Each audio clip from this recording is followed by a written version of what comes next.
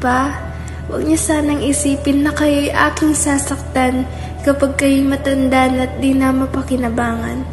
Huwag kayong mag-alala dahil di ko malilimot ang mga panahong ako ay inyong inaruga noong bata pa lamang at wala pang alam gawin. Noong tinuturuan niyo pa lamang akong maglakad, kumain, maligo, magbasa, magsulat at magsalita.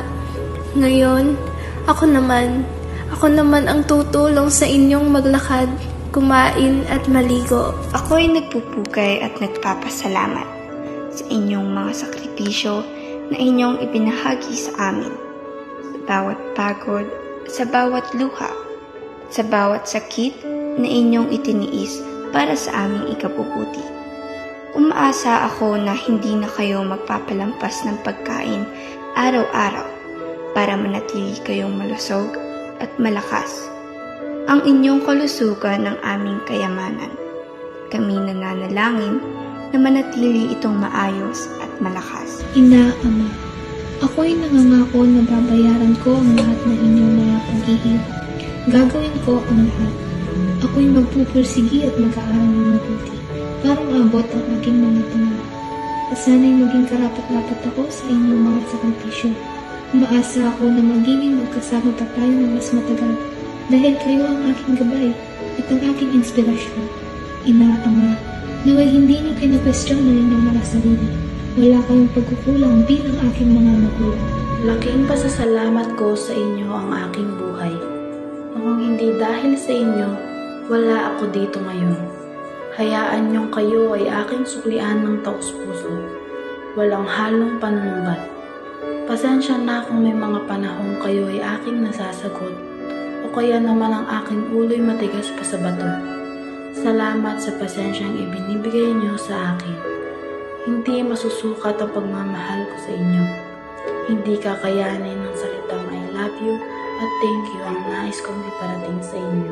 Mahal na mahal ko kayo. Kahit paminsan ay sobrang sakit kung kayo'y magsalita. Mahal na mahal ko kayo. Kahit na minsan kayo'y napakaigpit. Alam ko namang kaligtasan ko lang ang iyong hangad at ito ay aking nire-respeto. Diyos lang ang nakakaalam na gabi-gabi kong ipinagdarasal ang inyong kaligtasan. Na sa tuwing kayo'y may nararamdamang hindi maganda, ako'y natudurog sa sakit. Uunahin ko kayo gaya ng pag-una niyo sa akin at pag-uubaya sa inyong mga gusto para lang masunod ang aking gusto. Ma, Pa, manatili sana kayo sa aking tabi hanggang mapatunayan ko sa inyo na nagbunga ang inyong mga paghihirap. Manatili sana kayo rito sa mundo upang kayo ay aking maalagaan. Sa pagtatapos ng liham na ito, napagtanto ko na ang mga salita ay hindi sasapat para may pahayag ang lahat ng bagay na pinasasalamatan ko. Ang inyong impluwensya sa aking buhay ay napakalaki at ako'y laging nagpapasalamat sa inyong pagmamahal at gabay. Araw-araw, nagpapasalamat ako sa Diyos sa pagbibigay sa akin ng kamangha-manghang magulang. Kayo ang pundasyon ng aking mundo at walang may kayang tumumbas ng inyong kahanga-hanga sa pagiging magulang.